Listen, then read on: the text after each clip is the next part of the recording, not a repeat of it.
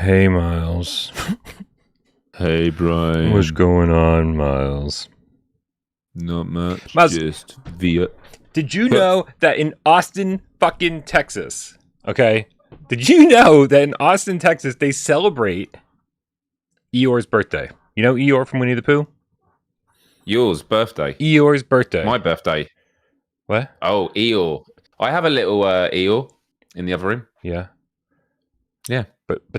But do you celebrate his birthday? I mean, this is fucking No, of course bonkers, not. Of course dude. not. I just keep him in the cupboard, shut off. Yeah. Doesn't see sunlight. Yeah. You have fans in the chat. Shin Meowza says, "Yay, Myles is back." Man Bear Pig says, "Myles." Everyone's so happy here. That was the worst impression of Man Bear Pig GameCast I've ever done. Bryan, let's count the minutes into the show until people go, "Oh, actually, no, take it back." That's too much, Myles. Now, yeah, we can go without. Yeah. Next week they'll be like, "Oh, that Myles again. Where's Albert?" Yeah. All right, man. We got to get the show started, so I'm gonna figure out how to do that, and I'm gonna click some buttons, and let's do it. All right. Happy birthday, Eyore. Happy birthday, Eyore, and CerealKiller. Wow.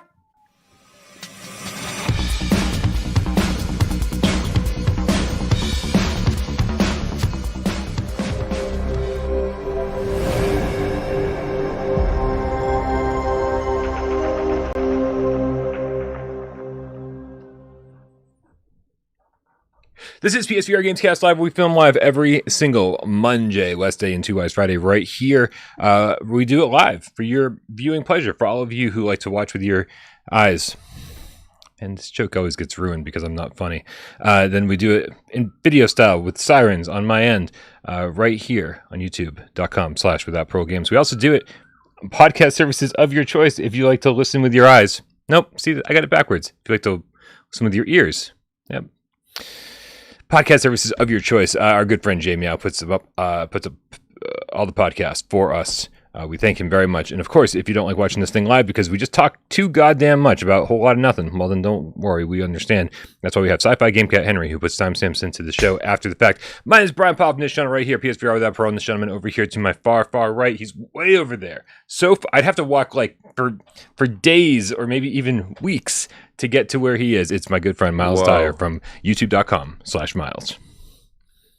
Hey, Bryan. Hey, Game Cats. It's good to be back. Last Friday, it was a 23-hour day. I was at work directing a documentary shoot, which was very good. And then I came out of London, went home, then went back into London for an EDM show. My one bit of social life for the month, because that's what I like to treat myself to. Just one. And Karina, I don't know if she's in the chat at the moment, but she was at the show, so it was good to see her.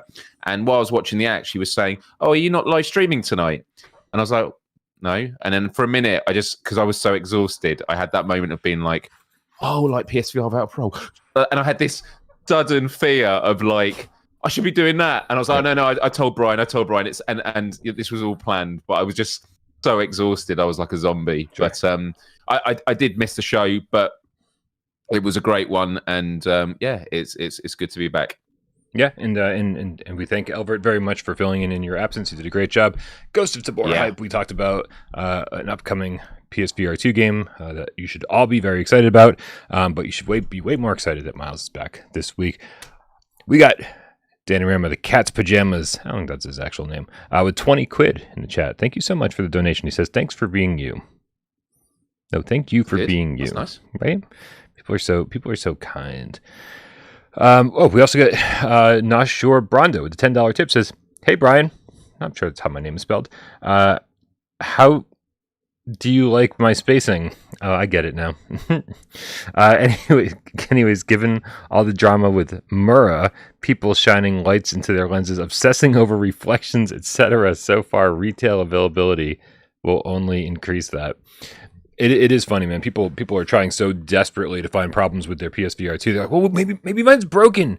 Maybe mine doesn't work right." It's like, well, no, it's fine, dude. Just don't be so goddamn anhedonic. Just enjoy what you've got. I have to say though, there are moments where I get tracking issues on a game, and I'm like, and if it happens like a couple of times in a row, I'm just like, oh no, is this now busted? Has like the the optimal Yep. sort of quality of this like sort of worn off, but it works itself out. And it also comes down to the fact that by now you would have played so many hours that within those many hours you are going to get the occasional hiccup. So for sure, yeah. And like, and obviously, the last thing I'm going to be sitting up here telling people to do is like fucking take your headset that Sony gave you and shut up. Like that's that's the complete opposite end of the spectrum. Like, there are valid complaints and we understand that, but people obsess over them, man. And it's like, I was wondering if anybody's got the ability to enjoy themselves anymore. It's not for you. It's not for you. Sell it, move on, and go find another channel to hang out in. It's understandable, man. Like, it's going to happen. Dude, we did have a great conversation. I think Matthew Longo is still having it in the chat. We had a great conversation about N64 versus PS1 over on Discord. Oh, wow. Yeah, and I don't even want to hear your opinion if you think that N64 was a better console or had better games than the PlayStation 1, because you're categorically wrong if you think that. No, I mean, I owned a PlayStation before it was called the PlayStation 1, because PlayStation 1 was like the smaller version, wasn't PS1, it? PS1. But my brother did have an N64, and I had a good time on it. I would say it was the last Nintendo console that I really played much of. I didn't really enjoy GameCube. I didn't like the controller. N64, I have a real fondness for the controller, even though I still question to this day if it was actually ergonomic. But it just had that unique... It's terrible. What are you talking about? It's fucking terrible. I don't know. I liked it. I don't know. I just had I guess it just had I don't know. I have a retro memory of it. But Perfect Dark was amazing on N64. It was really good for multiplayer because you could customize the bots that you fought against. So I used to basically, Mr. Blonde was one of the enemies. He was a really tall guy with a trench coat, and then the little aliens, you could like have Mr. Blonde's body with the trench coat, and then the little alien heads on top, and just fight loads of them. And you could make it just you and your friends against this just wave of bots. And I don't know when Perfect Dark came out, but I felt it was way ahead of its time when it comes to multiplayer. So yeah, I liked it. But PlayStation was my console. Yeah, PlayStation was my console. I think the N64 was great because it had the four inputs in the front for controllers. And so dorm rooms all through my college, you'd walk by the open doors and you'd see 4 people sitting in front of an N64 and a big TV. And they were all playing GoldenEye. They were all playing Perfect Dark. They were all playing Super Mario Kart or Mario Kart 64. And it was great. And it was really great for that. But man, oh man, I could go on and on about the unsung heroes of the PlayStation 1 generation, games that you've never heard of. I'm assuming. I don't want to make it sound like I know more than you, but games that you've never heard of are better than some of your favorite N64 games. I can promise you that. Oh, probably. I love G Police, which you may think is actually a bit more popular than I'm giving it credit for. There was a game I remember renting from Blockbuster when back in the day you could rent games from there, and it was Overboard. Do you remember that? It was where you were on a pirate ship and you basically kept weaving in through rivers and you just obviously were shooting enemies. Like, I had a really good time with that. And what was the puzzle game where you were a bull and you had to? It was like Coolest World or something. Yeah, Coola's World. Cooler World. Yeah, Cooler World. I think. Yeah. Oh man, see, all memories are coming back now. But yeah, good stuff. Yeah, man. We had the best ones over here. Squaresoft killed it on PlayStation 1. Like, if it wasn't for Square, like, we might be having a different conversation altogether, man. But like Final Fantasy 7, 8, and 9 alone, not to mention Parasite Eve 1 and 2, not to mention Bushido Blade, not to mention Einhander, Urguys, I don't know, probably missing Brave Fencer Musashi. Oh yeah. But when you look back at the classic consoles, firstly, having wired controllers, so you could only sit so far away from the from the machine, and then it was always about who's going to buy the multi-tap. If you wanted to play with your friends, I didn't have friends. Most people. Okay. Come on. All right. I didn't have friends. You didn't need a multi-tap. No, didn't need a multi-tap. And you know what? Wires didn't bother me then. Wires don't bother me now. No, it didn't bother me then. But the multi-tap was a funny thing, whereas now it's just like, no, I've got a controller, you just pair it with the machine. Yeah. Like, it's just those little obstacles that, because I know when friends had like football games and they wanted to play together, and it was just like, well, I'm not buying a multi-tap. Yeah. Well, now that we've alienated our core audience, because they've been like, I thought they talked about VR stuff here. Like, no, these guys are talking about shit from 30 No, we always start years Friday ago. shows with alienating the audience for a little bit. It is the goal, and I think we succeeded today, so we can probably move on. We can move on now. Yeah, guys, don't forget, if you haven't already subscribed to Myles over on youtube.com/Myles, make sure you do that. The link for that's in the description below, or you can just, probably type it in faster. It's like the easiest URL on the face of the planet. What's going on over there, man? I know you've been real busy with your job, but you got anything going on youtube.com/Myles this week? Well, yeah, because I missed the last Friday show. So 2 Wednesdays ago, I had Kaylee Robinson, a guest on, who is an American actress and singer, and we discussed movies, and specifically the movie gasp lists. So these are movies that when you tell people you haven't seen them, you haven't seen it. Yeah. And it was a really good conversation. This Wednesday just gone was the last of the month, so it was just a Q&A. But it's always a fun hangout. As for games I've live streamed last weekend, the weekends just fly by. Last weekend was Synth Riders, which was a really, really good time. Did 2 hours playing with lots of game cats on multiplayer. Loved it. I even tried some of the 360-degree maps, and I thought, let's just try this with the cable. Yeah. And I think having a VR mat definitely helps, because there were definitely a few moments where I was like, I don't know, you just assume that once you've turned 270 degrees one way, it's not going to make you keep going. It will kind of do a reset where you then go back the other way. No, sometimes you just keep turning left. And I sort of felt like I was getting mummified by the cable at some points, but it was fun. And they also have like a 360 plus, which is where it isn't just a 360 map. It's got verticality as well. And those were really difficult on the more difficult maps, because as you're on Synth Riders and you've got, you're hitting some on your left and some with your right hand, if you got a diagonal line going up, it's not that you're following one line, you're following 2 lines up, and I was just missing all of the spheres. So it's something I definitely want to go back to. But I woke up the next morning to 11 copyright claims from various record labels. That sounds right. So it's what I expected. Yeah. So unfortunately, I don't think it's available on my channel at the moment, but I am disputing a few, which could either mean the videos go back up or I get copyright strikes because they go, no. So I've taken a risk. I've taken a bold risk. But tomorrow I am going to be live streaming Townsman VR. Ooh. A lot of people have been requesting that. I loved it when I started playing it, but I'm going to be playing it back from the beginning. It's currently not scheduled on my channel as a live show, but if you subscribe to youtube.com/Myles, then you'll be notified when I go live tomorrow evening, UK time. Excellent. While we're on topic of housekeeping, while we're on topic of channels, while we're on topic of fun stuff you can do with cats, this Sunday's multiplayer is Pavlov. You guys voted. It has been it's official, and so Pavlov is happening this Sunday, 2 p.m. Eastern. Our good friend Professor Lilith takes care of that for us. Organizes everybody over on Discord. If you're not a member of our Discord, you just click the link in the description below. It's super easy to join, and it's really fun to hang out. If you're not familiar with Discord, don't worry. None of us were either before using it. Maybe Myles was, but the rest of us weren't. And we're very familiar with it now, and it's sort of like where we live and breathe. So don't be scared. Come on over, hang out, shoot the shit, and then get in on that multiplayer meetup. Play with a bunch of awesome cats this Sunday, 2 p.m. Eastern. Pavlov. Amazing. It's my favorite thing to play. Is it? It's one of them. It's definitely, it's without doubt a top 3 PSVR2 game for me at the moment. All right. Nice. Yeah, I mean, it's super duper fun. I haven't had a chance to get back into it recently, but man, I'll tell you what I'm doing. Would it be a top 3 for you? No. Or maybe top 5? Maybe top 5, not top 3.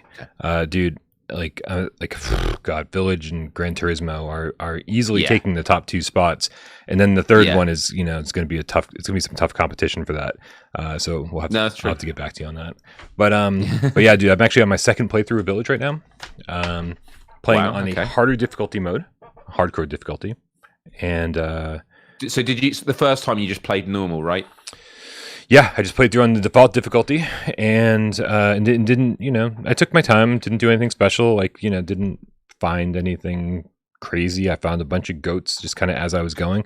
And so I started unlocking things, and I got to the end and was like, well, damn. And then everybody was like, you missed so much. And I was like, yeah, good, because I'm going to be playing this like 20,000 more times over the course of the next generation of VR. And is the hardcore difficulty the next one, or is it an even harder one that you unlock because you've completed the game? So I don't.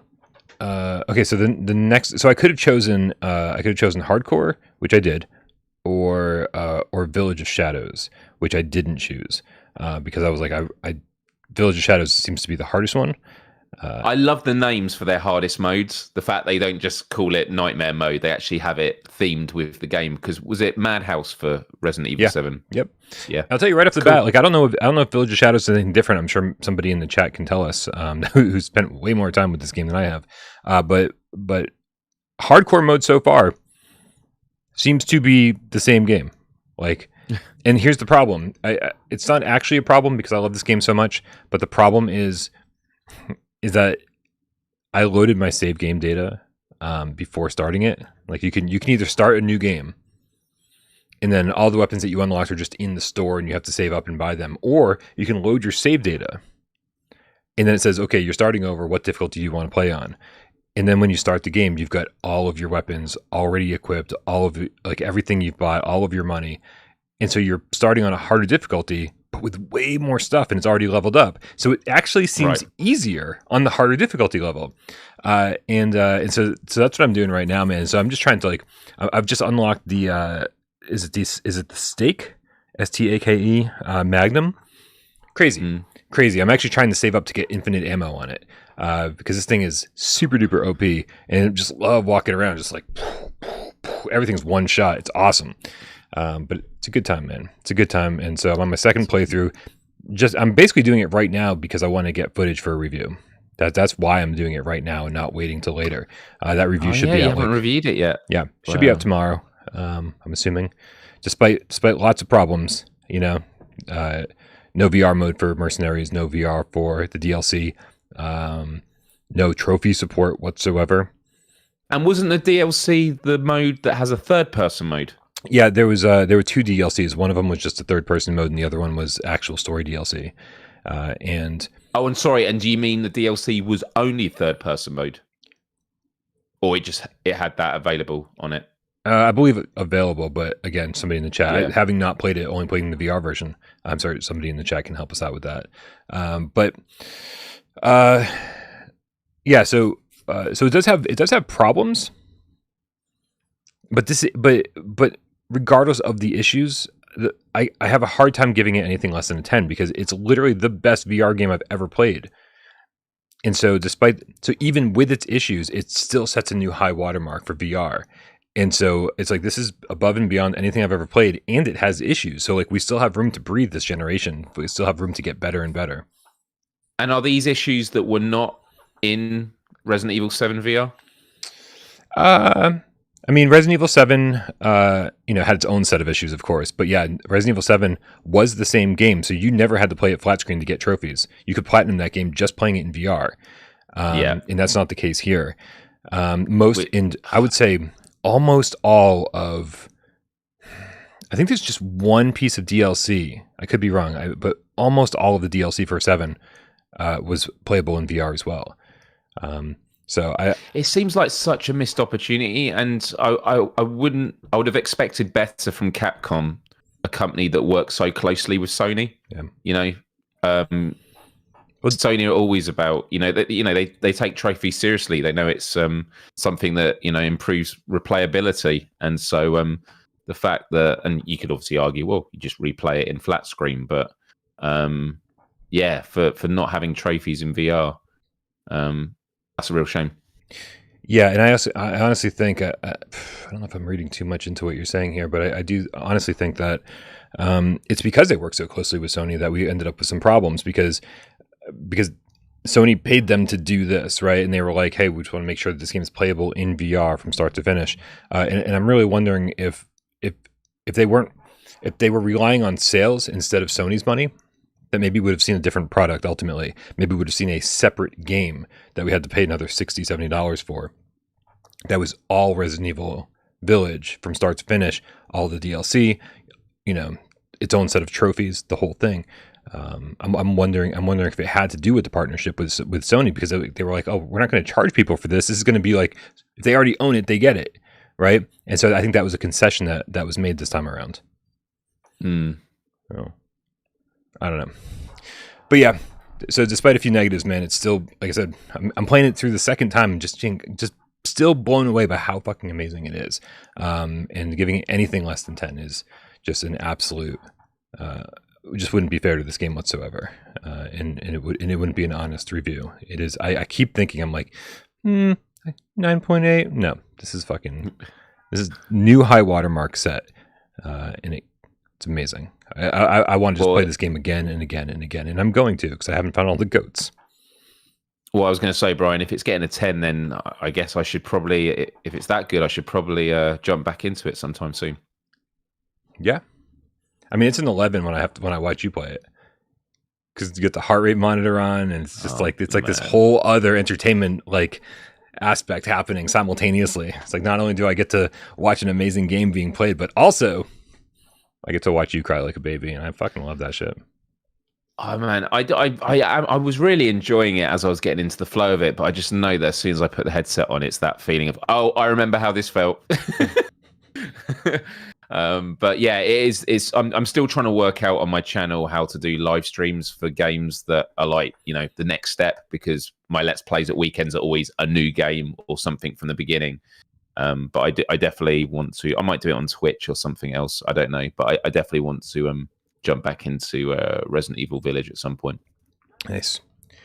Hey, we told everybody to go check out the Discord. Click the link in the description below to go join us over there. One of the many reasons you should do that is because you can get your questions on the show. I mean, obviously you can leave them right here in the chat. Maybe we'll see them, maybe we won't. I try to keep a close eye on the chat and pull you guys in whenever possible. We got Kawa04. Now I don't know. I don't know why this doesn't give me the person's full name. I know who Kawa is. I just can't. Hold on. There it is. Kawa04 now. The sleepy game kitten with the 12 plantains. We get a little dog shaking his body from left to right, surrounded by red hearts. Thank you so much for the tip. We appreciate you. Thank you for the tip. But we also have the Viewer Takeover channel over on Discord, and that's where you can leave your Viewer Takeover questions, and I scan those before every single show, and I think we should knock out a couple of these right now. Myles, what do you think? Let's do it. All right, who's the first one from? First one up is from Mar1231. I've been loving PSVR2, especially when it first launched. I have a great time with it every time I actually take the time to play. The problem is I work 2 jobs that are both very physical. By the end of the workday, it just feels like too much work to get the VR set up and play it.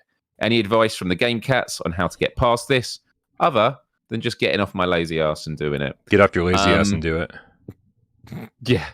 I mean, my first thought is, I was actually earlier today at work doing a presentation about mental health and well-being tips about sort of when it comes to motivation and things.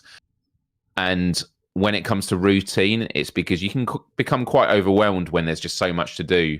When you're trying to think, I should be doing something now, and you have all these things you could be doing, that's the worst situation to be in. Whereas if you say, all right, tomorrow, this is what I'm going to do. And I feel that with the amount of games that are available on PSVR2, it can be quite overwhelming. And so what I think you should do is not every day, but just say, all right, on Tuesday, I'm going to put aside 1 or 2 hours, and this is the game I'm going to play. And if you're exhausted, do a game that you can play sitting down.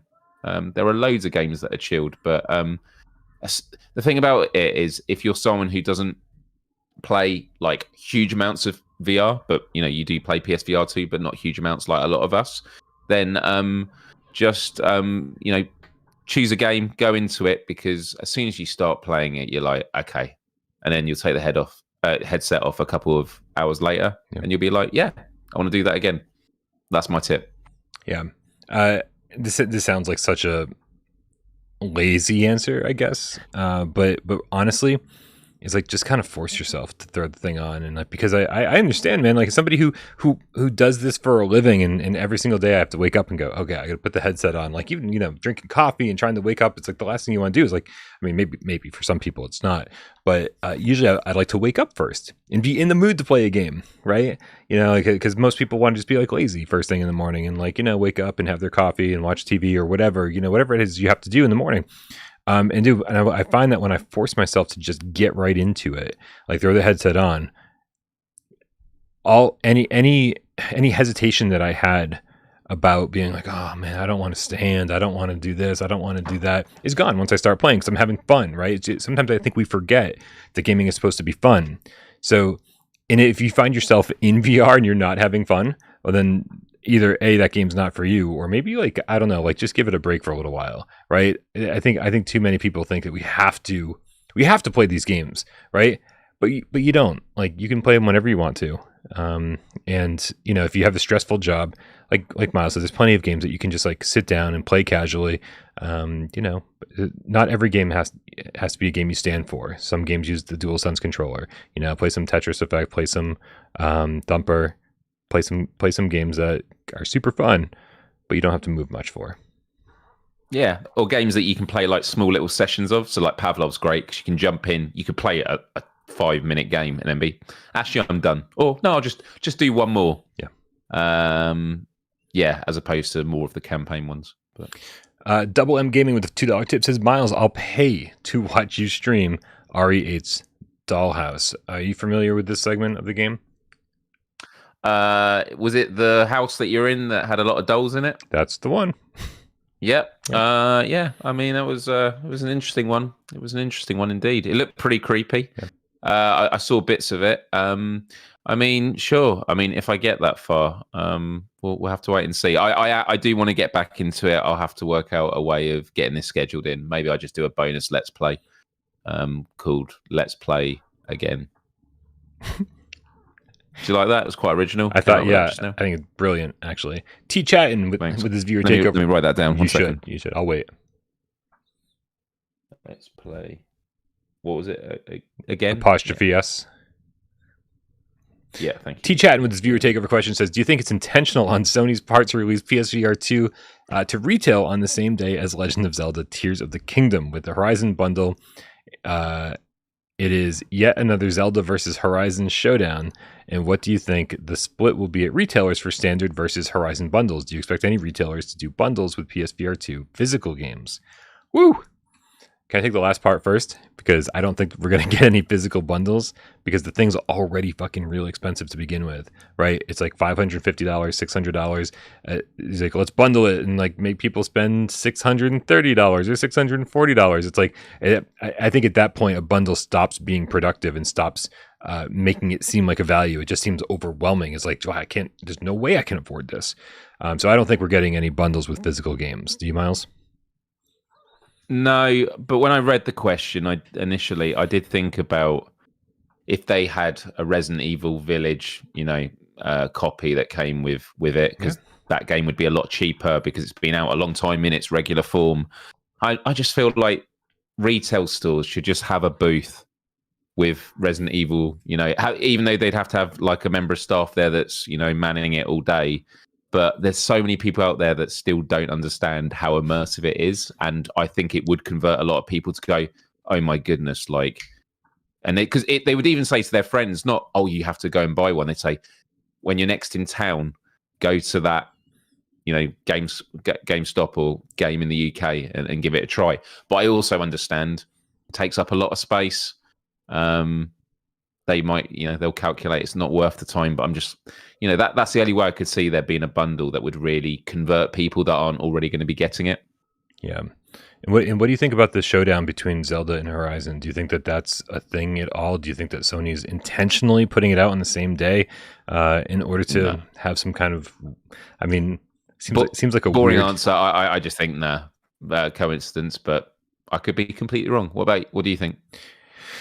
Yeah, I don't know, man. At first, I thought this was a ridiculous question. I was like, "Are you kidding me?" Like, Horizon versus Zelda. I think Zelda's going to trounce any day of the week, right? So it's almost like the worst decision they could have made. But then I realized, I was like, there's a lot of people who actually don't have a Switch yet, and they'll probably be going out on the day that Tears of the Kingdom comes out and being like, okay, let me get my bundle, my Switch and my Tears of the Kingdom game, and maybe there'll be a special limited edition of Tears of the Kingdom Switch console. I don't know. I haven't been keeping up with that. So when people go out and they're going to spend like $300 to $400 on a Switch, like if beside it they see this next gen virtual reality headset for a little bit more, and being like, damn, I mean, if they already have a PlayStation 5, it could definitely like, sway them and be like, oh, do I really want to get into this whole other ecosystem when I can just plug this into my PlayStation 5? I can get more out of my PlayStation 5 for just a little bit more. I don't know. I don't think it's intentional, but I do think that there will be one or two people that day who go out to buy Zelda and come home with a PSVR 2. Yeah, no doubt. I do feel sorry for the Horizon franchise, because it always seems to have such bad luck when it comes to getting released against other. Because it was against Breath of the Wild, wasn't it? The first game. Yep. God, I can't believe it was that long ago that both games came out. And but it hasn't seemed to affect anything. Like, Horizon's one of the best-selling Sony IPs of all time. Like, I think is it second to Gran Turismo, and there's only been a couple installments. So, for sure. I guess what I'm thinking about, and I know this isn't as important, but I always think of like the Game Awards. Both games I feel have been completely overlooked. I mean, Horizon Forbidden West is, and by the way, Elden Ring is incredible. I love the art direction, everything in that. But in terms of fidelity and like the fauna and just like the vegetation, Horizon Forbidden West is just absolutely incredible. And I haven't played the DLC yet, which was only made for PS5. But just looking at Digital Foundry and that, talking about it, like the cloud systems, the water and the waves, it's just next tier in terms of, you can make good water, you can make nice skies. They've literally made these systems that create realism. So when you fly in the clouds, it changes as you approach it and as you go through it. And I want to experience all of that in more VR stuff. But yeah. I think that people are crazy. I don't think anybody should buy Tears of the Kingdom day one. I don't think they should. Like, I'm not. Like, I actually love Breath of the Wild, and I got it with my Switch. I'm not buying Tears of the Kingdom because what's going to happen, dude. It's definitely time for a new Nintendo console. Like, there's either going to be a Switch 2 or whatever their next thing is, and I guarantee you, and that's going to happen. My bet would be this holiday, right? I'm really glad you said this, Brian, because they're doing a limited editions, or not limited edition, but a special edition Switch with this new Zelda game, and I genuinely thought, okay, this might be when I jump into getting a Switch to play this game. But then I thought straight after, where's the 4K Switch? Surely, I'm going to buy that, and then this. Yeah, 6 months from now. 6 months from now, I bet we're going to have a new Nintendo handheld or new Nintendo console on the market, and I guarantee you it's going to launch with Tears of the Kingdom HD, and we're all going to be like, oh damn, maybe we should have waited, right? So I mean, I'm not going to risk it. OLED come out? Oh, I don't know, like a year ago. It was a couple of years ago now, I think. Yeah, I don't know. It was April 28th of last year. Oh no, it went on sale 8th of October 2021. Oh wow, I wouldn't have guessed that. I would have guessed last year. But, yeah. So, all right, Mel, let's tackle some news. I think the first news story is the one that we all woke up to. It was pretty awesome news over on the PlayStation blog, finding out that Hubris by Cyborn Games is coming to PlayStation VR2 next month. It's going to be the best version, apparently, of Hubris made so far, and I'm pretty excited about this. Did you get a chance to see the PlayStation blog post, Myles? I didn't see the actual blog post, but like the news, and obviously saw your breaking news story as always. PSVR without Parole. Subscribe. Thanks, I'm really excited to hear about this because we were talking a lot about this game in the lead up to the launch of PSVR2, and I totally forgot about this game just because there've been so many games that have come out, and I just would have assumed. I don't know. It feels like it's just gone completely under the radar until now. Wouldn't you say the same? I mean, a little bit. I think it got dampened just a little bit. I think the excitement around this game got dampened just a little bit because of of the initial reception it got on PCVR, right? I think if it had come out on PCVR and everybody was like, "This is the next Half-Life Alyx, 10 out of 10, blah blah blah," whatever. I think that it would have been nonstop. When's this coming to PSVR2? When's this coming to PSVR2? When's this coming to PSVR2? But because it kind of launched in not the best state, it seems, there were definitely issues apparently with AI, some reloading mechanics, different just like little things here and there that sort of added up to make it not a great experience. I think that kind of soured everybody on it just enough to say, it seemed kind of average in the gameplay department. It might be really pretty, but this isn't like the even 8 or 9 out of 10 that we were hoping for. It does seem like that they've been working hard and listening to everybody's complaints, so that when the PSVR2 version rolls around next month, we're going to get something that's just way more fun to play. So it's technically is going to perform better from a technical standpoint, but it's also going to play better from a gameplay perspective. I was reading somebody's complaint on Steam, one of the reviews over there, and they were so mad that this energy gun that they have, the reloading mechanic was holding it up next to your head, like vertically or something like that, right, to recharge it. And they're like, "I'm getting shot at, and I'm holding the gun up over here." Right?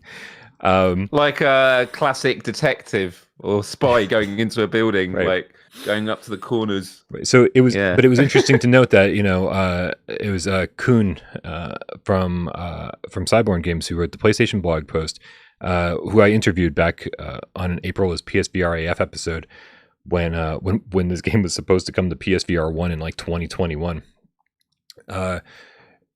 He wrote the article and he said, we've got new reloading mechanics, and I'm assuming that's what they're responding to. But good stuff though. Good stuff. It seems like they said because of foveated rendering, the textures and models are several times clearer. Several times, dude. That's like multiple. Yeah, that's like it's not just times.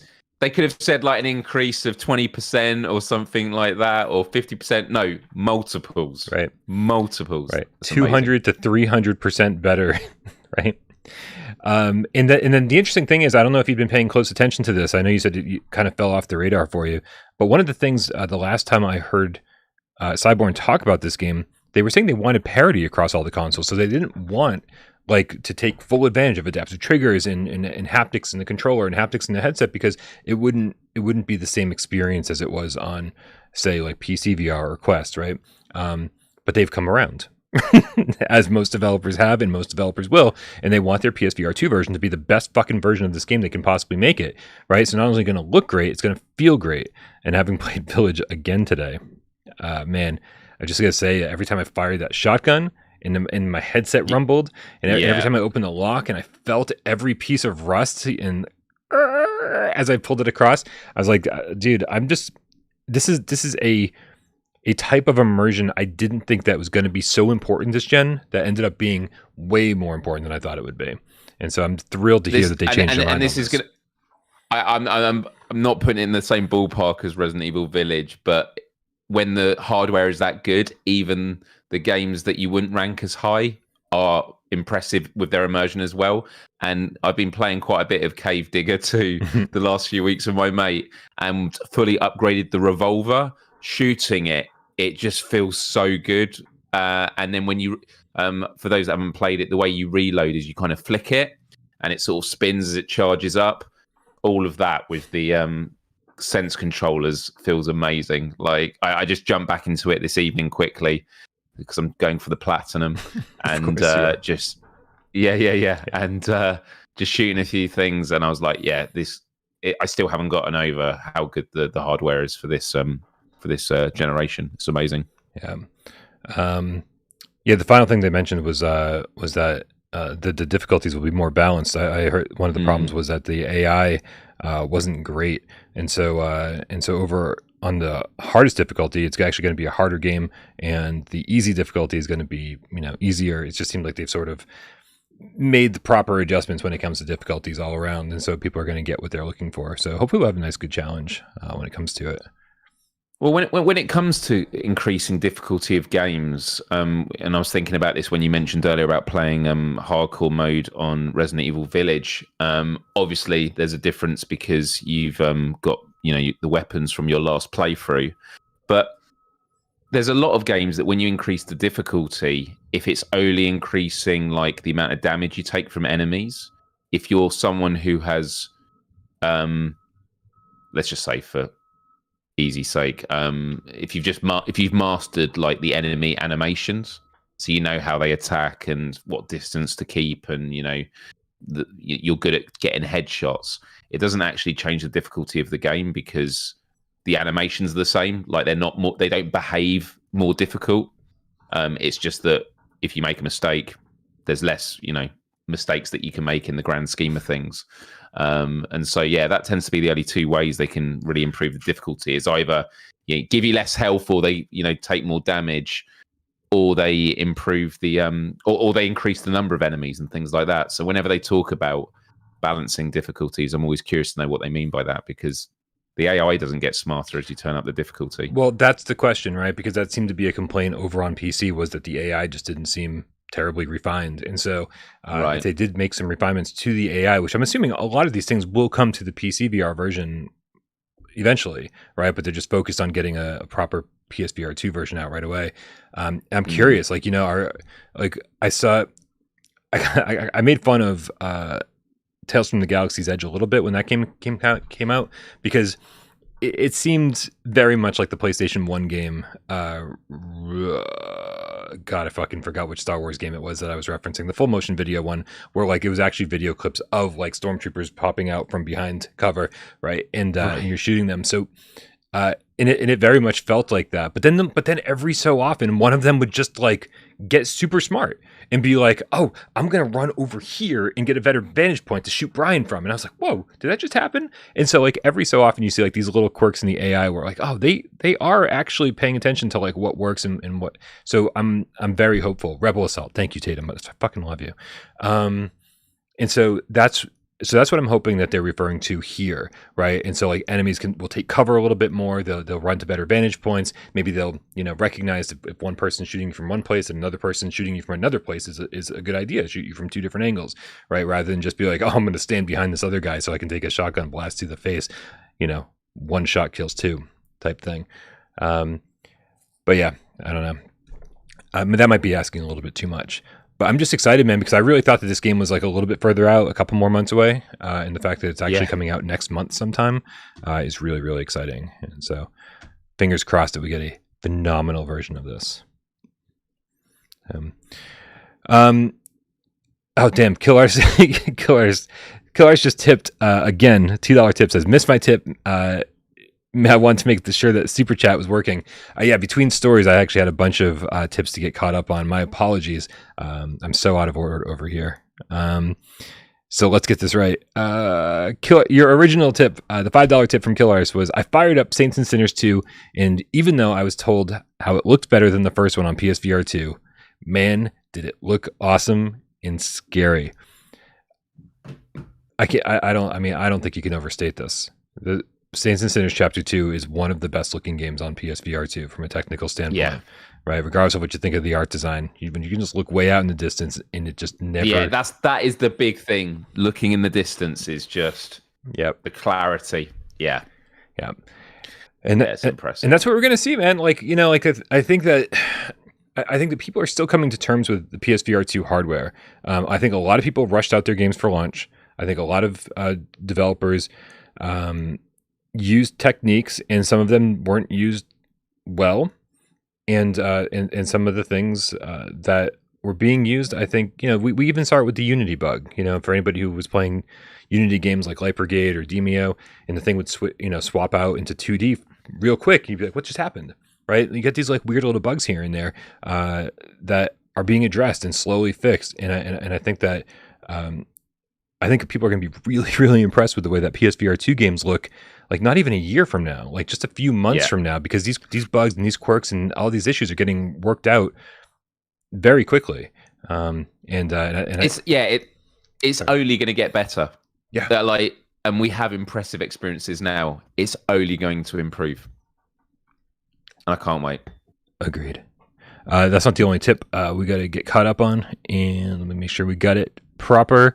Professor Lilith with the $5. Yeah, Professor Lilith, I tried to get your the multiplayer meetup info out before you tipped, so you didn't have to tip, and I did. But thank you for the tip anyway. Just a good reminder, though, that this week's Sunday multiplayer is Pavlov. We meet up on Discord, multiplayer meetups, voice chat at 2 p.m. Eastern. Guns, zombies, Predator. Exciting, man. Very exciting. And TTT. So I can show everyone how to be trustworthy. And then we got Emily Baxter, hashtag the cartoony witch game kitten, with the $2 tip, says Zelda is cartoony suckage. Weekend is official. Oh, does she not like cartoons? I mean, that's the rumor. I don't want to put words in her mouth. Let's say that. And I think that gets us all caught up on tips. It does indeed. I'm going to ignore people in the chat saying that after the fall is awesome, because I know you're just fucking trying to bait me right now. I know you're trying to bait me. I don't want to talk about after the fall. Not awesome. It's okay. Not awesome. Well, you can talk about Vertigo 2 devs, Bryan. Yeah, we can. So this is actually a headline from, I believe, Road to VR. Yep. And the article, which I'm going to bring up for everyone to see. Yeah, from Scott Hayden. Scott Hayden. It's not. I'm going to say it's not the most informative article, but what it is very hopeful, and sometimes I just really enjoy hope, man. Because where the hell is it? Yeah. Is this it? Is this it? Yeah, hope's is, nice. Is it going to show up on the screen? There we go. It's up on the screen. Roll. I have no idea if this is going to work properly or not. Anyway, so the article is titled Vertigo 2 developer still hopes to port PCVR hit to PlayStation VR2. I'm going to read through this real quick. Where did it go? I'm trying, Myles. I'm trying. I mean, I can read it, but I assume that's not the issue. It's that you're trying to get it on screen, right? No, it's good now. Vertigo 2 is arguably one of the best games of 2023. Those are big words, don't you think? It's only available on PCVR headsets. Developer Zach T. Brown said earlier this year that he thought a PSVR 2 port would definitely be a good possibility, and now that Half-Life style sci-fi shooter is out in the wild, PSVR 2 support is apparently still in the cards for the solo dev. Reacting to Twitter user Timo Schmidt, Cicalis Brown confirmed that a PSVR 2 support is still on the horizon, as he recalls an earlier tweet from January saying he would love to port to PSVR in the future. It's definitely a possibility. I'm going to scroll down a little bit. He said still developing the PSVR 2 isn't so cut and dry outside of actually getting it to work on Sony's latest VR headset, which is a much more precise target than creating a PC VR game in general. Cicalis Brown admits he's never gone through the certification process to publish a game on the PlayStation Store. Up until now, all the developers' games have been PC VR only.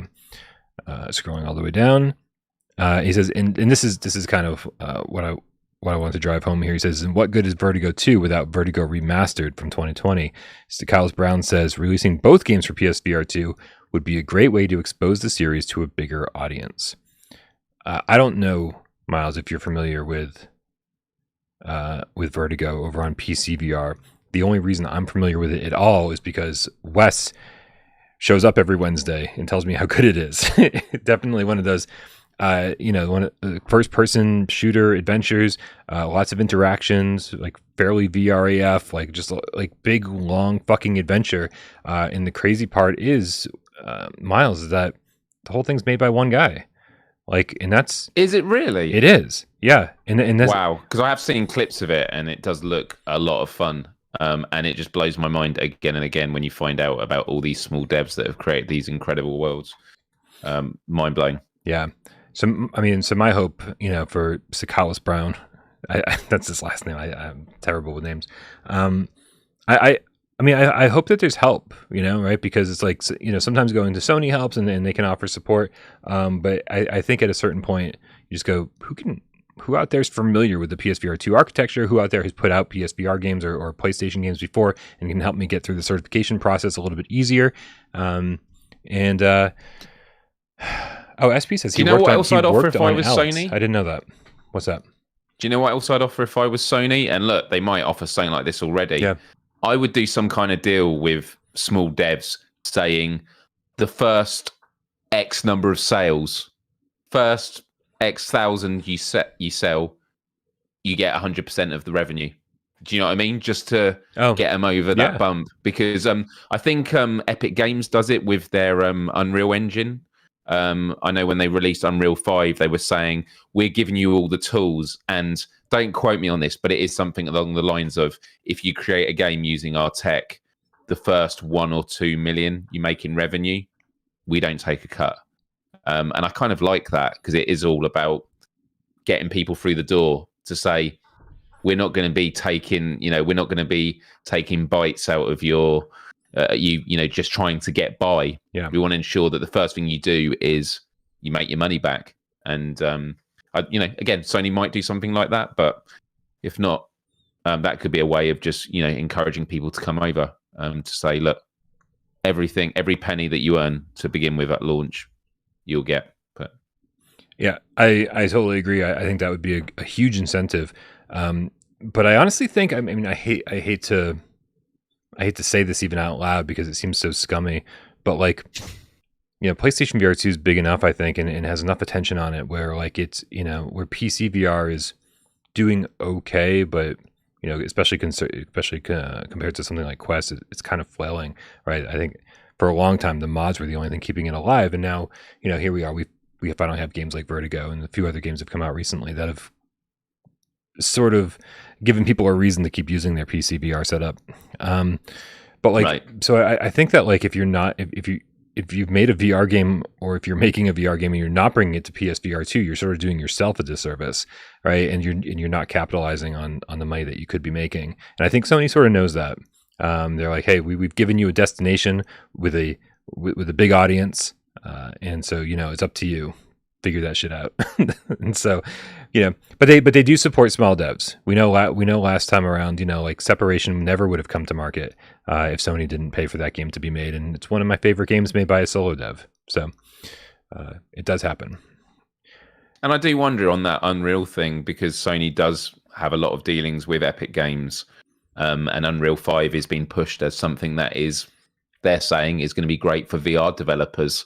Maybe it will just be a part of the feature that if you develop VR games for PC using Unreal 5, Epic Games will have some kind of compatibility within their engine to say, and it's seamless in bringing it over to PSVR2 architecture.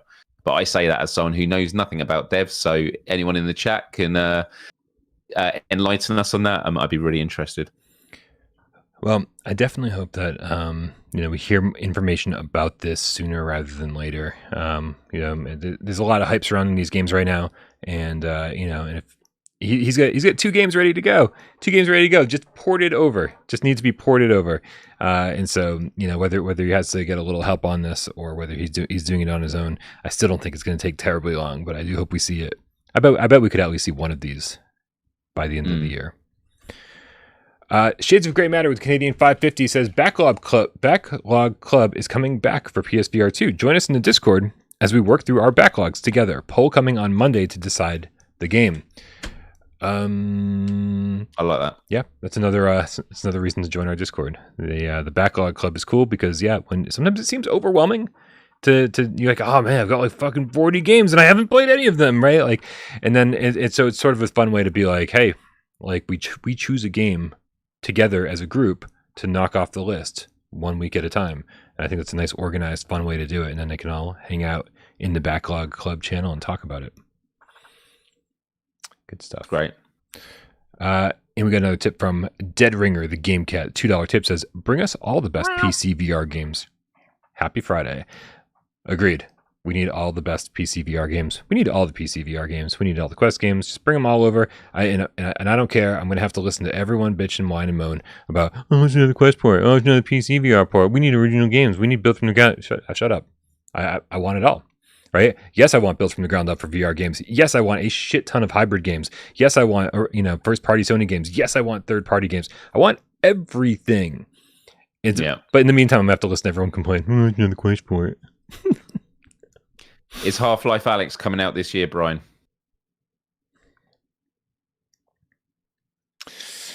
I mean, with zero knowledge on the topic, right? Only rumors, right? Some pretty solid rumors are out there.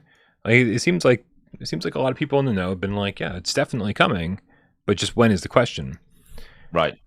If Sony really wants to make a big push this holiday season, right? Finally have PSVR2 out at retail, right? And yeah. I mean, I think this would absolutely be on their agenda. They already had amazing AAA games at launch, so why throw another one on the pile, right? And cannibalize your own sales. Yeah, I mean, I think Half-Life Alyx would be the perfect holiday title for PSVR2. I agree, because I remember when we were discussing it before the launch of PSVR2, I felt like, nah, holidays is going to be too far away. It'll be nearer to the beginning, but these months are going to fly by. We've got so many games still to play. We've actually got quite a nice amount coming out. We're still waiting for that PlayStation showcase. Yes, and showcase. I was speaking. Yeah, I was speaking with a friend I work with just the other day, and when we were driving to the studio, he was mentioning. He was asking about PSVR2. He's going to come over and try it out sometime. And I don't know if he says he has a headset or he used to. But he's not a huge VR gamer, but he said one of his only VR experiences was Half-Life Alyx. And I'm someone who's not played it, but I obviously hear all the great things. And I'm always like, but how good is it? And it's not that I doubt it's good. I just want to hear people's thoughts, especially people that aren't huge VR players.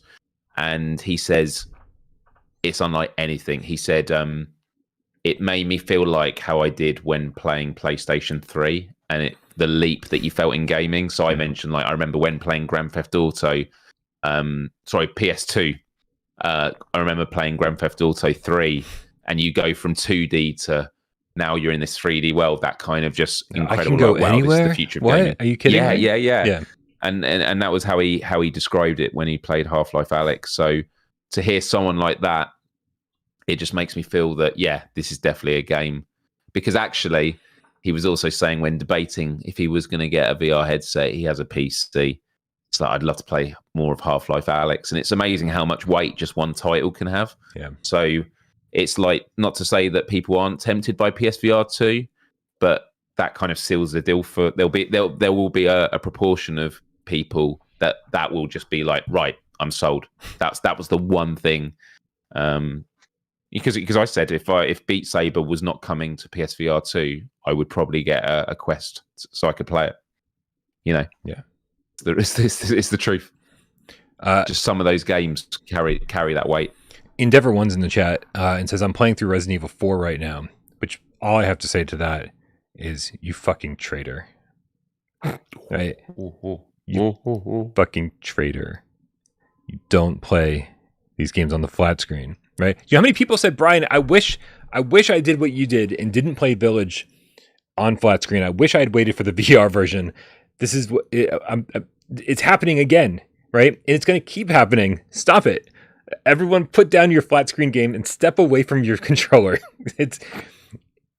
Stop it. Stop it. He says, Stop it. But he continues. Right now. He continues. I'll stop calling him a fucking traitor because I don't. Whoa. I don't want to be that mean. I'm not that mean. I just come across as mean because I'm calling you a fucking traitor. He says, This wasn't a tip, was it, Bryan? No. Okay, that's all right. Yeah. If there's no money involved, we can get as mad as we want.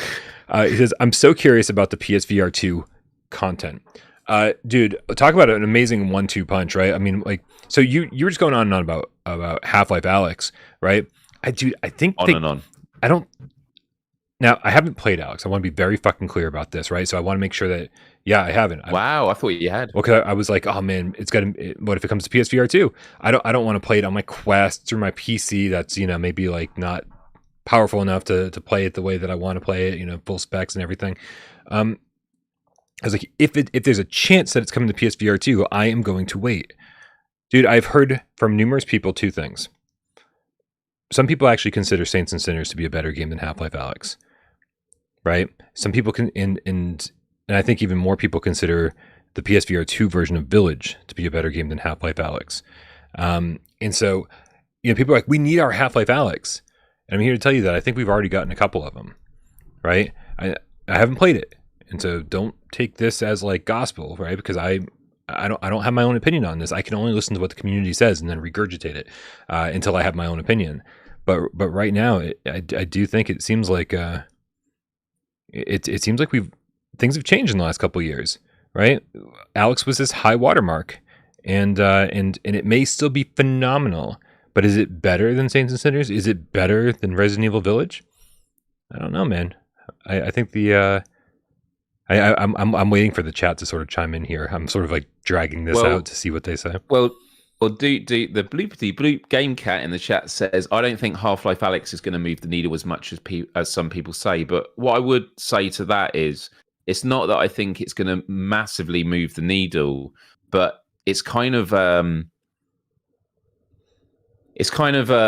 piece in terms of marketing that when you're looking at PSVR2 that's pushing itself as like the best place to play VR games, with Half-Life Alyx, which is deemed, if not the greatest, VR game out there, and it's years old and it's not on PSVR2, there'll just be people out there that think, so what's wrong with PSVR2? Even though that's completely unjustified. Right. I just kind of feel like that's why it seals the deal. It's not to say that there are loads of people just waiting for that game, but I think in terms of bringing more people on board, especially PC gamers, there will be a lot of people going, yeah, well, why is that not on there? Like, it just kind of makes a statement of, well, what other games are never going to be able to go on there? I just feel like it's a game that if it is on the PSVR2 catalog, it seals the deal. This is the place where you play the best of VR games. I agree, and like despite me questioning, saying, hey, like, does it still hold up, and is it still as good as people say it is, and blah blah blah, the whole thing. It's been a couple of years. It's still one of the few AAA built from the ground up for VR games out there, and so to not have it on this next gen cutting edge platform would be a real shame. And I think it absolutely needs to be over on PSVR2, whether it moves the needle or not. Because I don't think it's going to move the needle that much. I don't think it's going to sell a ton of headsets, but I think the perception that you're talking about, Myles, is spot on. Optically, it's important that it's there. And I think that most people who have a PSVR2 headset will buy it. So I think it'll actually do decent sales wise. I actually just looked up to see how long the campaign was, because I don't know, I just always had it in my mind it was like a quite short game because of how polished it was. And it's a 12-hour campaign, or if you're going to go for 100% completion, you're going to spend around 18 to 20 hours. So we don't have a lot of this. Not built from the ground up, that's for sure. Yeah. We got Josh Cat in the chat with the $10 tip, says crazy idea Friday. Wait, I thought Fridays were Science Fridays, Josh. What's going on here? What's happening? You threw me a curveball and I didn't read the tip before I read the tip. So I hope you're not throwing me for a loop here. He says, make a peripheral for PSVR2 that use advanced haptics, is fluffy and wireless.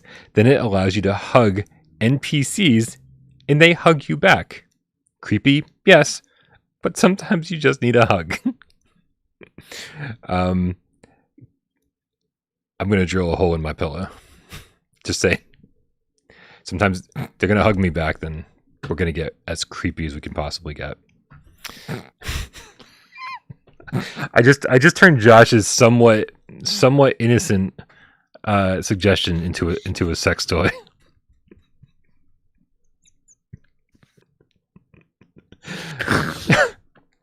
It must be Friday. Anyway, must be Friday. That's an excellent idea, Josh. Send me a prototype when it's done.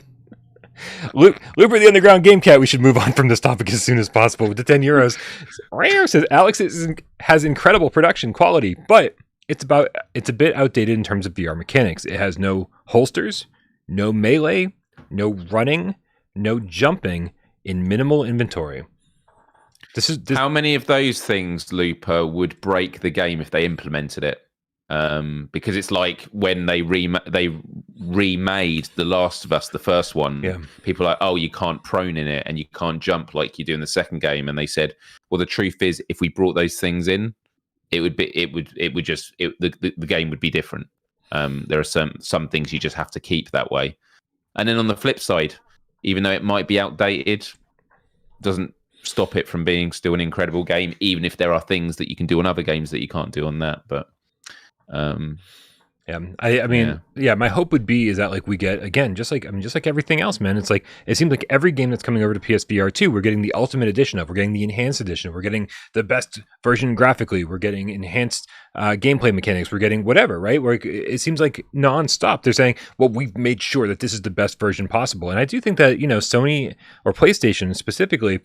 I don't think when you release a game on PlayStation, you take that shit lightly. I think that you probably have a long talk with Sony, and they say, "Listen, if you're coming over here, like let's take full advantage of the hardware, and let's make sure this is the best version you can possibly get."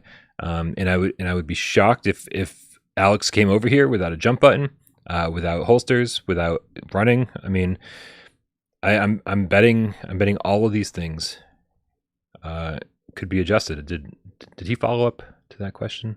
Because you asked Looper. I didn't see anything yet. All right. We should just change the thumbnail right now in the topic of the show. Right, Half-Life. I was about thinking about that. It probably would have got quite a lot of people per usual.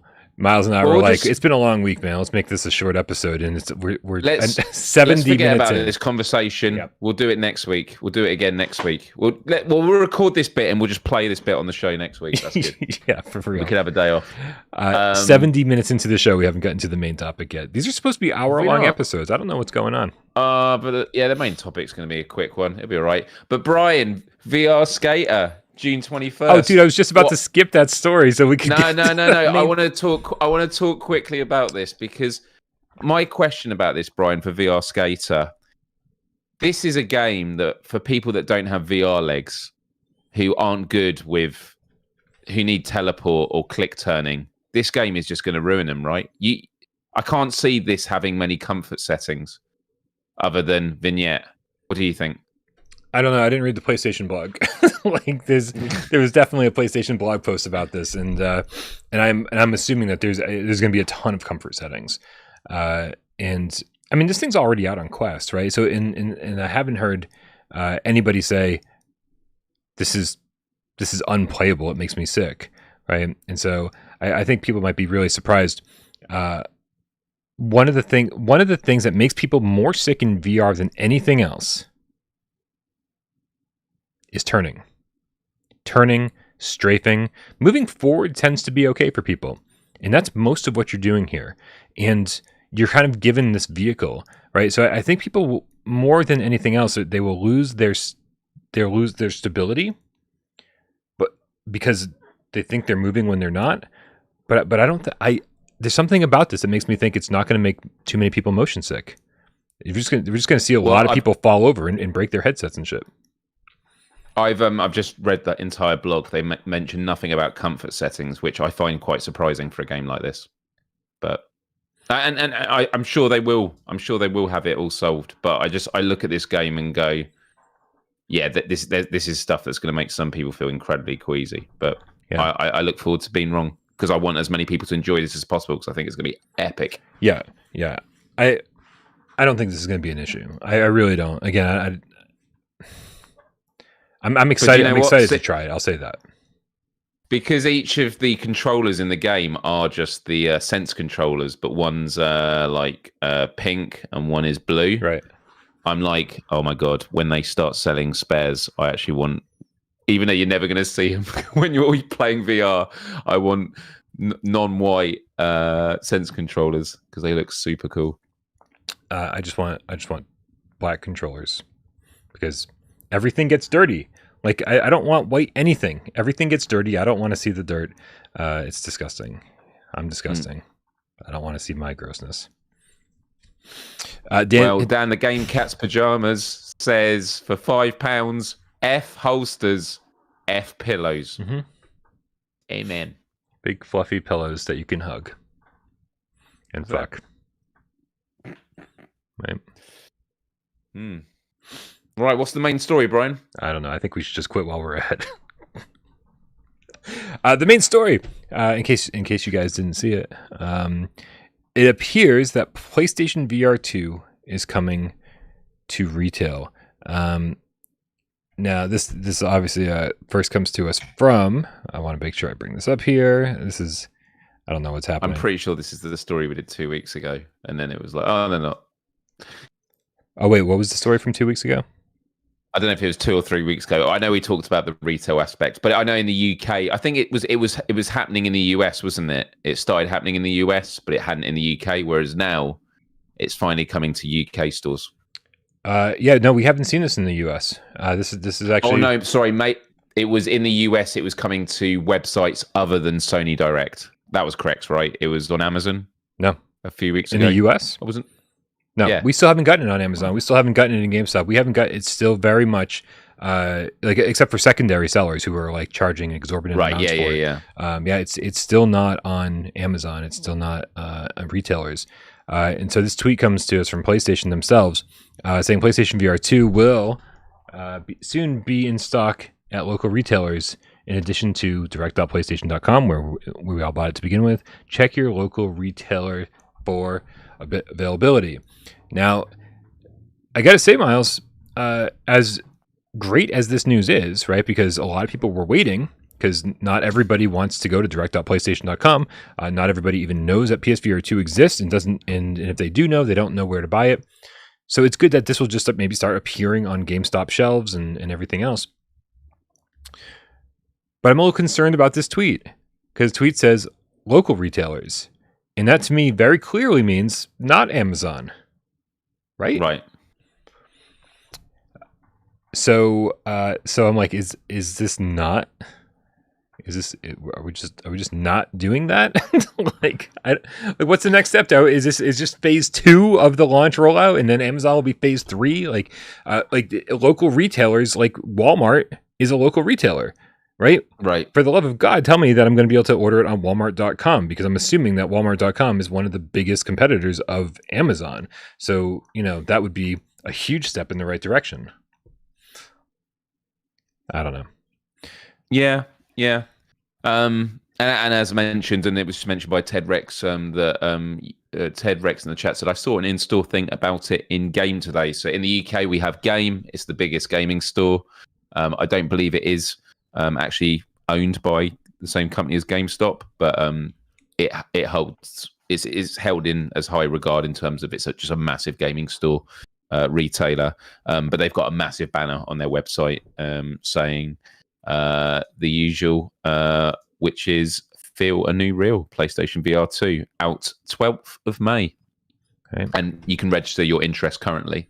So, I mean, look, if you're watching this and you still haven't got PSVR2, because you've been waiting for this moment, go out and get it.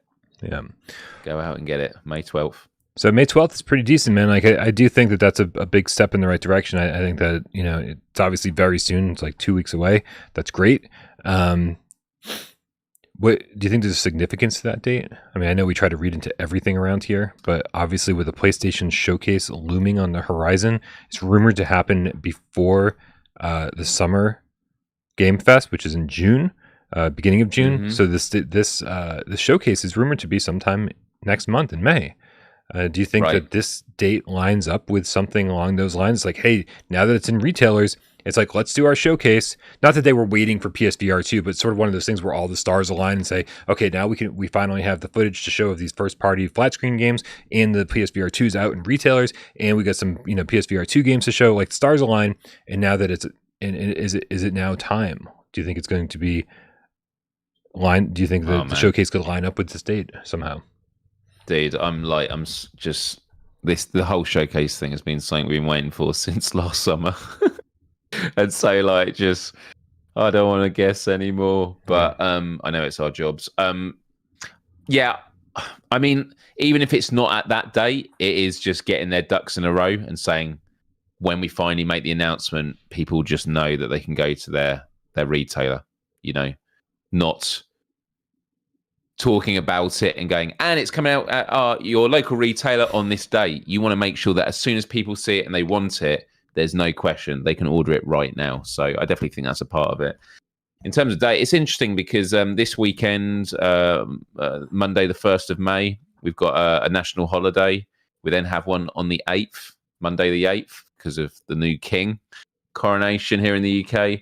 And so it's that Friday. So it's interesting after both those national holidays that it's then coming. So you've had 2-3 day weekends for people to play PSVR2, and they're not. All right. I assume that if you order from PlayStation Direct now, like how quickly do you get it? Do we know? Is dispatched straight away and then you get it that week, or is there still quite a wait? I mean, I would assume that regardless of anything, you're still getting it in about 2 days or so. I think that's what. Right. Like however long it took. I mean, the fact is like they were dealing with a massive launch, and we also managed to get it on launch day, right? And it's like they were shipping out massive quantities of these things, and so now that that's probably slowed down, I'm betting that it would probably be just as quick, probably 2 days or something like that. So, yeah, dude, I think it's time. I knew this last story would have been a quick one. Yeah. No, you were absolutely right. Just so you guys know, we had a completely different story planned, and so a little last minute change for the headline. But hopefully one day I'll be able to share what the headline today was supposed to be. Pretty cool news. That seems like such a fucking like a big fuck you to everybody, and like I know and you don't. That's not what I was going for at all. Nice. Without Parole pillows. Can't wait. Yeah, man. I'm very excited for Without Parole pillows. I'm a big snuggler. Yeah. Big snuggler. Are you ready for some 20 questions, Myles? Yeah, I think so. All right, that's good to hear. Are you ready, Bryan? Game Cats, are you ready for 20 questions? Because I'm going to need your help. Yeah, you are. Because I haven't done this for 2 weeks, and I've forgotten what any VR games are called. Yeah. So this could go horribly wrong. Yeah, guys, help Myles all you can.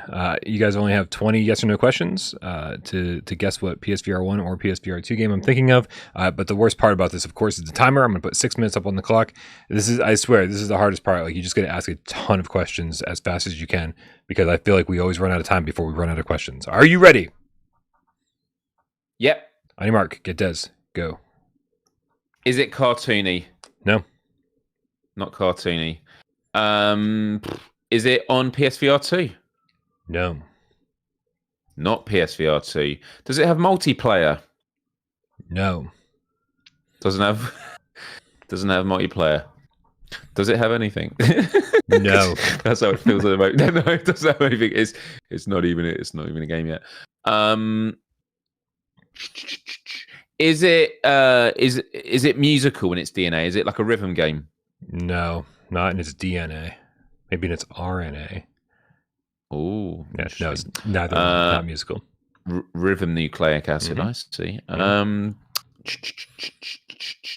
Is it mainly shooting?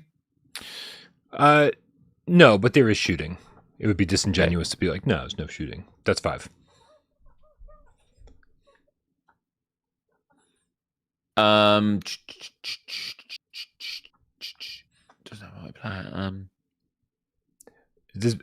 feel like the way I answered that question made it sound like there's very little shooting. There's shooting. No, that's fine. Just not mainly shooting. Yeah, sure. Is it a continuous game? And what I mean by that, it's like an overarching story as opposed to like lots of segmented experiences in that. Oh, yeah, it's one story overarching. Yep. Cool. Yep. Sirens on my end, by the way. I don't know if anybody heard that. I love some of these questions. A lot of questions about whether there are pillows in it. Is it a horror game?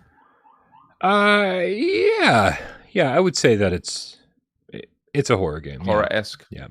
Yeah. And are there puzzles in it? Yeah, I would say there's puzzles in it. Puzzles. Okay. Are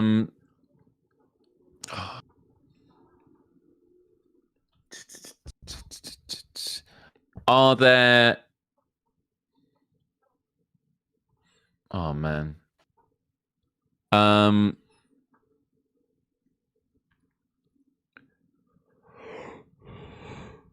it's not cartoony.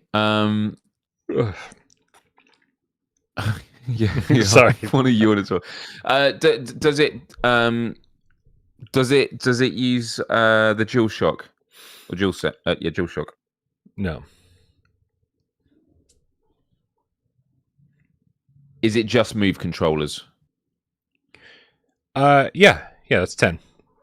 Just move controllers. Okay. Would you say it's like an adventure game as well, like Uncharted? Sure, yeah. Okay. Does it have like really weird, like Japanese, like spunky characters in it? Japanese. There's spunky characters, I guess. I don't want to steer you down the wrong path. Yeah, I was thinking more like manga, like they have that sort of style. Yeah, I don't mean they're cartoony. Sure. Yeah. Sure, yes. And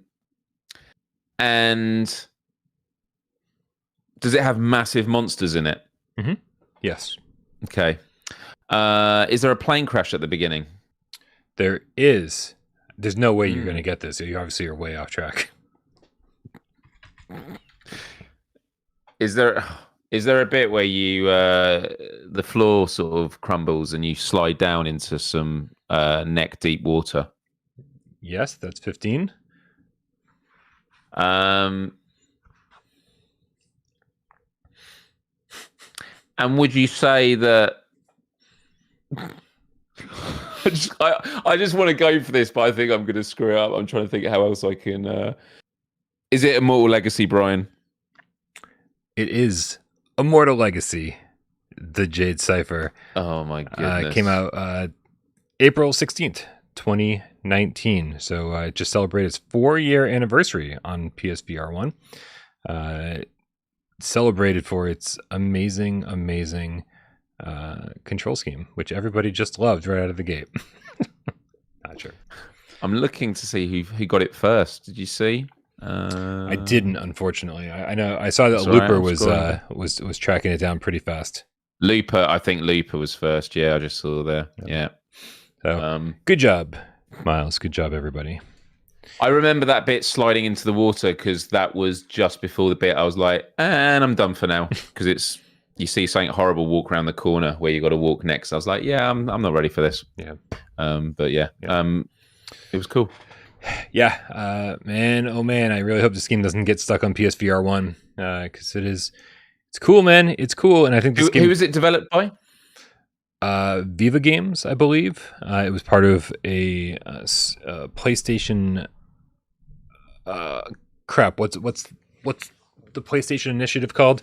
Where they fund small teams. It's like the Intruders Hide and Seek PlayStation Talents Initiative. And they always fund these small teams. I think it's a Spanish thing. So maybe it was Talented. No. It's not PlayStation Talents Initiative. You know what? We're going to go down a path that no one cares about right now.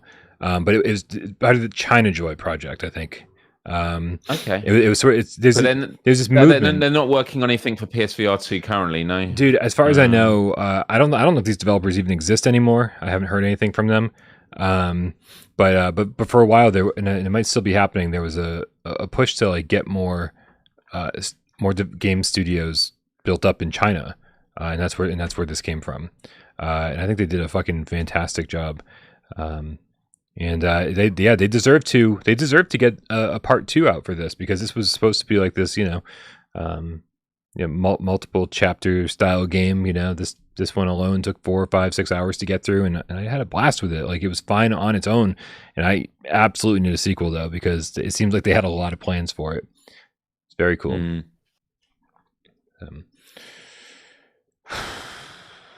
It's been a long week. Dude, it's been a long day. Yeah, and I've got quite a few things going on between PSVR this week to work on, a Village review. I just did an interview with the studio this week that I want to get that developer interview out, and there's just a lot of stuff on the way, Myles. So really good for PSVR2. Maybe not so good for me, but who cares? That's the thing, right? Who cares? As long as it's good for PSVR2, that's all I care about. it's very conflicting work for you, isn't it, Bryan? Because like the more that PSVR2 succeeds and gets busy, the more it's like, oh, now I've got to do more. Yeah, for real. So you're always cheering, half. Yeah. Every time a new game shows up, I'm like, wait. What, you're like, yeah. Remember when this was exciting? He's like, yeah.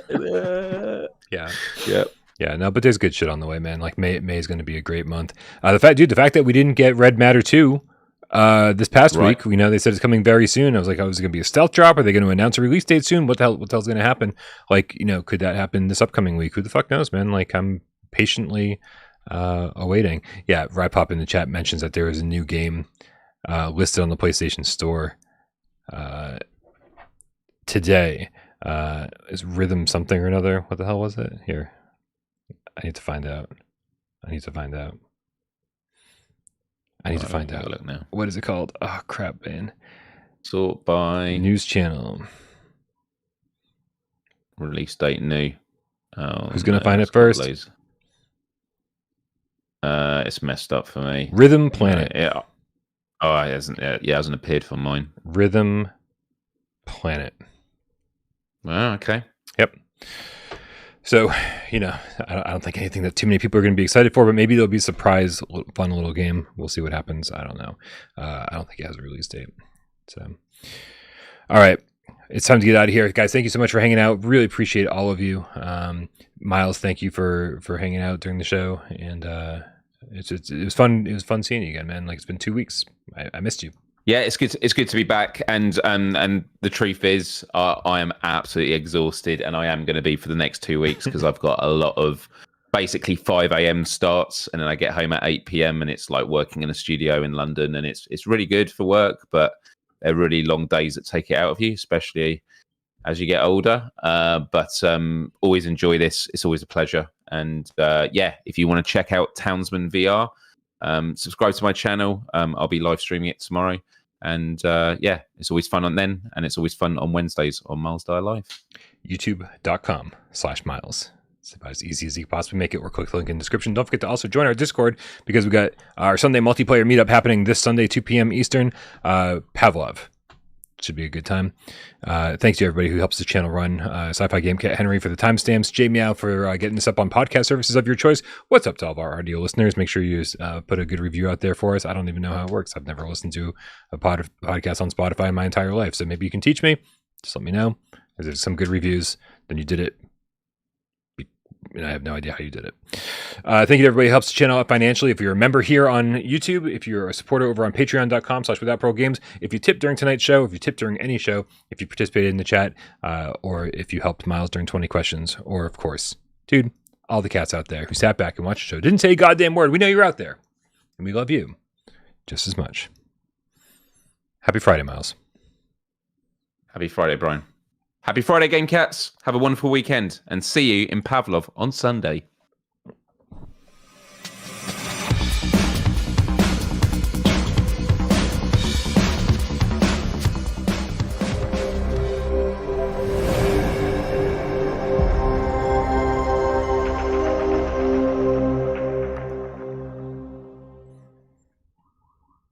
So I'm growing a beard, okay, and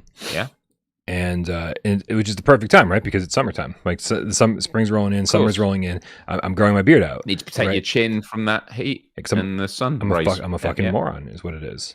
It's we can try to, right? This happens all the time, right? I'll grow a beard, and then like as soon as like fall rolls around, like I'll shave it off, and then I'll end up growing one during the summer. I don't know what the hell's wrong with me, man. Like I've got this whole thing backwards, right? I like to sleep during the day and stay awake at night. Like my whole life is backwards, man. It's ridiculous. I need to be fixed. Who's got a wrench? A wrench? Isn't that how you fix things, with wrenches? Oh yeah, I thought you meant like shaving a beard or something. No, I'm growing a beard. Okay. This conversation's really going downhill fast, Myles. Okay. Yeah. I don't have a wrench. Sorry, man. Can't help you there. You also, hopefully, you also don't have a beard, so I mean, like, you're not to be trusted. That's true. I did shave off. Game Cats. If any of you out there have got a wrench, Bryan's PO box is in the description of this video. Yeah. Oh no, that's where to send them. No. What if I open the PO box and it's like 100 wrenches just fall out, It was like, oh man. Well, then at least you've got choice, and then hopefully you'll have hundreds of problems to fix. Should have asked for pizza. I can't wait to see this. I can't wait to see this next week. Hundreds of wrenches. Dude, please send coffee. Don't send wrenches. Send coffee. I need coffee far more than I need wrenches. Send both. Yeah. So I love. Oh my god. Let's see how many wrenches we get by next Friday, dude. But anyway, Brian. Dude, speaking of tools. Go ahead. One of my favorite items to use in I love it. The game cats can't we can see each other, so like we just see each other trying to hold it together, just like breaking down with laughter and stuff. But like, where is this going? But yeah, in Cave Digger 2, I love using the shovel because you can use it to like grab onto things, and when you've finished a nice bit of cave digging, you can put all your gems into a balloon and send it off, but you can grab onto it. Did you know that, Brian? I mean, not until today I didn't. There we go. So this might bring you back into the game. So watch this and have a look at this game, play, and then tell me if you're going to come and join me on a future multiplayer of Cave Digger 2. Nice. Let's check it out. Yeah, I can do it. Well, not much. Not much. Yeah. Cool. Shit. Cool. I'm gonna head off now anyway, Myles. All right, dude. Oh my god. Where's he gone? See you later. I don't know. I'm following the balloon.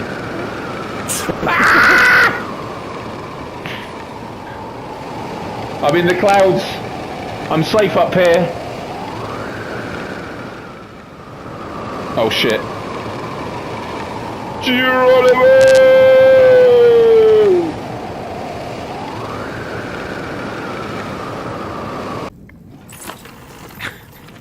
That was fun.